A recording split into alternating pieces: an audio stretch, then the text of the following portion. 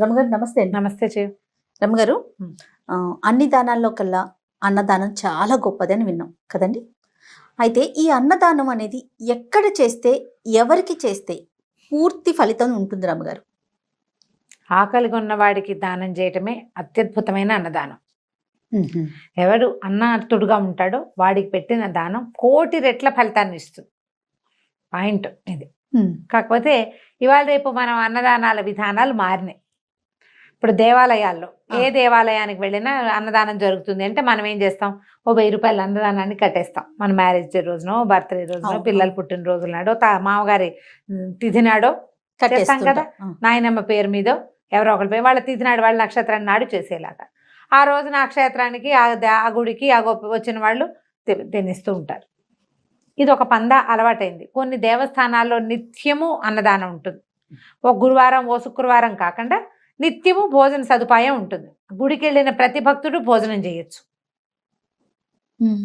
ఆ వేళకి అంటే ఇప్పుడు అన్నార్తుడు అంటే అన్నం అస్సలు లేక అలమటించేవాడనే కాదు, వేళకి భోజనం. మధ్యాహ్నం 2 అయ్యేసరికల్లా భోజనానికి వెతుక్కుంటాము. ఏ ప్రాణైనా ఆహారపు వేళకి ఆకొన్నట్టే కదా. అంతే. ఆ వేళలో పెట్టినా కూడా భోజనం అన్నదాన ఫలితాన్ని ఇస్తుంది. 2ంటికి ఫుడ్ దొరకలేదు, 3 అయిపోయింది, ఎక్కడా దొరకలా, ఓ చిన్న కాకా హోటల్ కనపడిన అమ్మాయి అన్నదాత సుఖీవా అని అందులోకి వెళ్ళిపోతాం మనం. ఆ వేళకి పడిపోవాలి తిండి. సో ఆ ఫలితం దక్కుతుంది, అది కూడా మంచిదే. కాబట్టి మనం దేవాలయాల్లో కట్టేది ఇవన్నీ కూడా ఫలితాన్నే ఇస్తాయి. అయితే ఇప్పుడు దీని మీద ఏమిటి నీ ప్రశ్న? నా ప్రశ్న ఏంటంటే, ఇప్పుడు వినాయక చవితి ఉంది, ఏం చేస్తాం? సహజంగా ఒక రోజు అన్నదానం పెట్టుకుంటాం. అపార్ట్మెంట్స్ అయితే అపార్ట్మెంట్స్, లేదా అందరం కలిస్తే కుటుంబ సభ్యులు కావచ్చు, అందరూ కావచ్చు. లేదా ఎవరూ లేని వారికి మీరు అన్నట్లుగా అన్నం కోసం ఎదురు చూసేవారికి అన్నం పెట్టడం, ఆకలి కోసం ఎదురు చూసేవారికి. ఇక్కడ మనకి సేమ్ ఫలితం ఉంటుందా, అక్కడ ఉంటుందా అనేది నా అనుమానం. దానం అన్నం ఎక్కడైనా ఒకే ఫలితాన్ని ఇస్తుంది. ఒకటి ఎక్కువ సంతృప్తినిస్తుంది. సంతృప్తి మనకు అది కావాలి కదా. మనకు కావాల్సింది ఏంటి? సంతృప్తి. అంతే, మనకు సంతోషం. ఇప్పుడు ఏ అనాథ శరణాలయాల్లోనూ వాళ్ళకి భోజనం ఉంటుంది, కాకపోతే షడ్రసోపేతంగా ఉండకపోవచ్చు. ఆ షడ్రసోపేతమైన భోజనం పెట్టి వాళ్ళందరూ సంతోషంగా తిండి, అది చూస్తే మనకి ఎట్లా మనకి మనస్సు నిండిపోతుంది. మనకు కావాల్సింది అది. ఫలితం అంటావా, దాన ఫలితం ఒకటే రకమైన ఫలితం. చచ్చిపోతాడు, మన అన్నాన్ని తీసి పెడతాం ఒక్కొక్కసారి, అది జరుగుతుంది. ఇవాళ రేపు మనం చేయట్లేదు, పాత కథల్లో కనపడుతుంది. తన అన్నం మానుకుని దానం చేయటం. అవునవును, అది మహాద్భుతమైన ఫలితాన్ని ఇస్తుంది. అంటే ఇప్పుడు దాన్ని చేయగలిగేవాడు ఎవడూ లేడు. మంది మానుకుని పక్కవాడికి ఎందుకు పెడతాం మనం? అంతే కదా.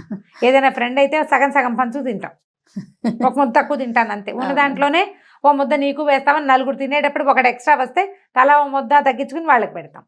ఇది వరకు ఎవరైనా సడన్ గా ఇంటికి వస్తే ఇంట్లో ఉన్న అమ్మ వాళ్ళు అన్నం తినకుండా వాళ్ళకి పెట్టేసేవాళ్ళు.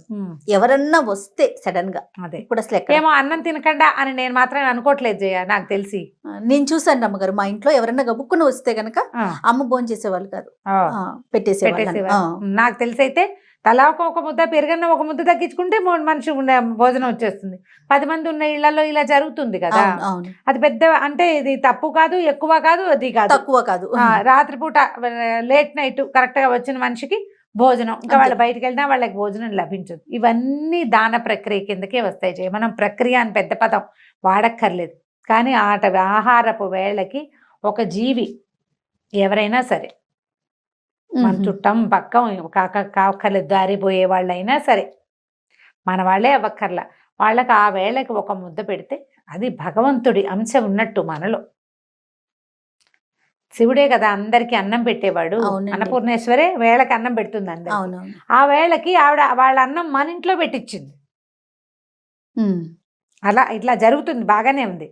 అయితే మనకి సాధారణంగా ఈ సంతర్పణలప్పుడు భోజనాలు, సరదా భోజనాలు అప్పుడు కనుక మనం కంట్రిబ్యూట్ చేస్తే ఈ దానం చేసిన ఫలితం వస్తుందా రాదా అన్న ఆలోచన ఉంటుంది. ఇది దానంగా కాకపోయినా భోజనం పెట్టాం కదా, భోజనం పెట్టాం కదా, భోజనం పెట్టిన ఫలితం తప్పకుండా వస్తుంది. మనం ప్రతి చోట చూస్తాం దాన్ని. అన్ని ఈ మన వినాయక చవితి పందిళ్లలోనూ భోజనాలు, శ్రీరామ పందిళ్లలోనూ భోజనాలు బాగా కనపడతాయి. దసరాలు, ఈ శరన్నవరాత్రులప్పుడు కూడా దేవాలయాల్లో భోజన సదుపాయం ఉంది, లేకపోతే అన్నదానం జరుగుతుంది, సంతర్పణ జరుగుతుంది, ఇలా రాసారు, సమారాధన జరుగుతోంది కదా. సమారాధన, ఈ సమారాధన అంటే అందరికీ ఒకటే రకమైన ఆరాధన. అంటే ప్రతి జీవిలోని ఉన్నటువంటి వైశ్వానరాగ్ని అంటారు, పొట్టలో ఉన్న అగ్ని, ఆ అగ్ని రూపంలో ఉన్న భగవంతుణ్ణి అర్చించటం. ఆ అగ్ని రూపంలో ఉన్న భగవంతుడికి ఏమిటి ఇవ్వవలసింది? ఆహారమే. అంతే. సమయానికి అది ఎప్పుడు ఆకలిస్తుందో అప్పుడు అన్నం పెట్టడం. ఆ వేళకి అన్నం పెడితే భగవంతుణ్ణి అర్చించినంత ఫలితం లభిస్తుంది. అది పక్కింట్లో పక్కవాడికి పెట్టామా, వెనకవాడికి పెట్టామా, పేదవాడికా ధనికుడుకా అని కాదు.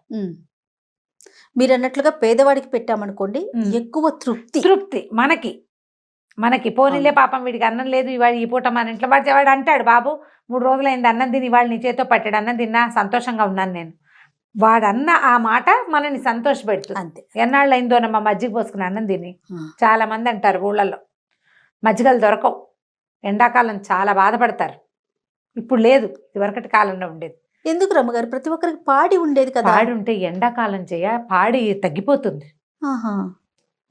వర్షాల్లో కూడా ఈ మన దాన్ని ఏమంటారంటే మాసూళ్ళప్పుడు పిచ్చిగా దోమలు పాలు తగ్గిపోతాయి గొడ్లకి. అది ఎప్పుడు అంటారంటే ఊడుపులప్పుడు, అప్పుడు బాగా దోమలు ఉంటాయి. నీరు ఉంటుంది, ఇవక ఎక్కువ ఉంటుంది చేలల్లో, ఇవక ఎక్కువ ఉండి పిచ్చి దోమలు. ఆ దోమలకి అసలు గుడ్లు పాలు ఇవ్వవు, పాలు తగ్గిపోతాయి. ఆ కేంద్రాన్ని పోసే పాలు బలవంతంగా పోయవలసిన పాలు పోస్తారు పాపం, ఏవో కొన్ని వతనగా పోయవలసిన ఇళ్లల్లో పాలు తగ్గిపోతాయి. అదేలేండి. మజ్జిగలు పల్సలు చేసుకోవాలి. ఏమిటి బోల్డ్ అని గొడ్లు ఉండే మా ఇంట్లో కూడా వచ్చేది, పెరుగులేదు ఇవాళ మజ్జిగ ఎందుకంటే పాలు తగ్గిపోయినాయి అని అలా చెప్పేవాళ్ళు. ఇప్పుడు అలాంటప్పుడు ఎండాకాలం ఎవరిళ్లలో చెంబులు గిన్నెల నిండా మజ్జిగలు ఉంటాయి? ఉండవు కదా. మజ్జిగలు ఉండవు. మజ్జిగ పోసుకుంటే మజ్జిగ లేదు నాయన అని చెప్పేసేవాళ్ళు.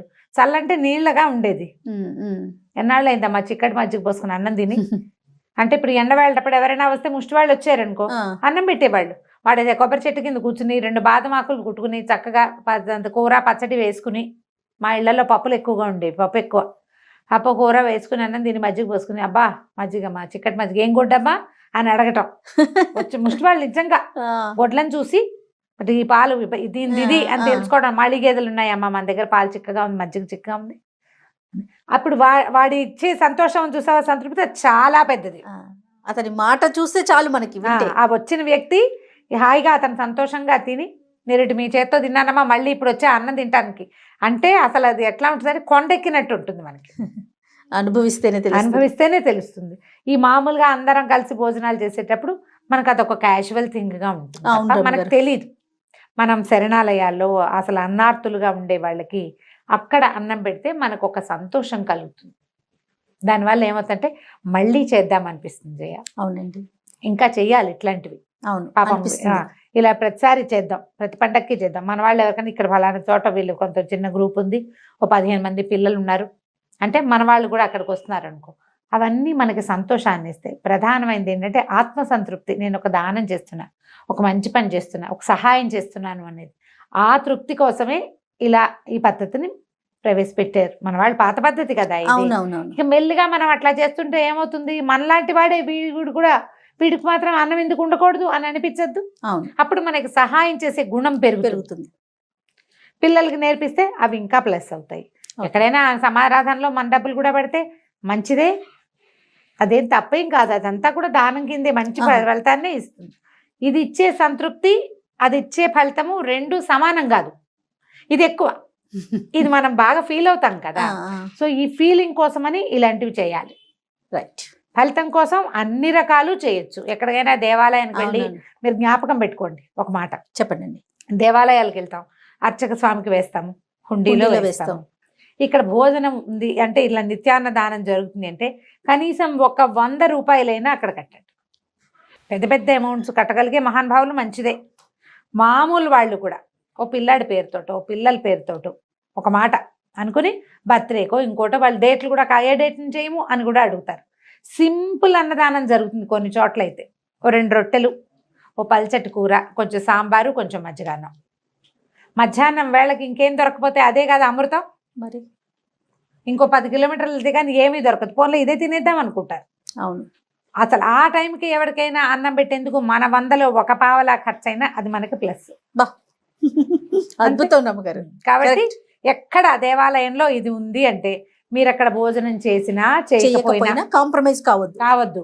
ఒక్క 100 మినిమం 100 రూపాయలు, తర్వాత మీ శక్తి మీ ఓపిక అంతే. నమస్తే అండి. నమస్తే జయ.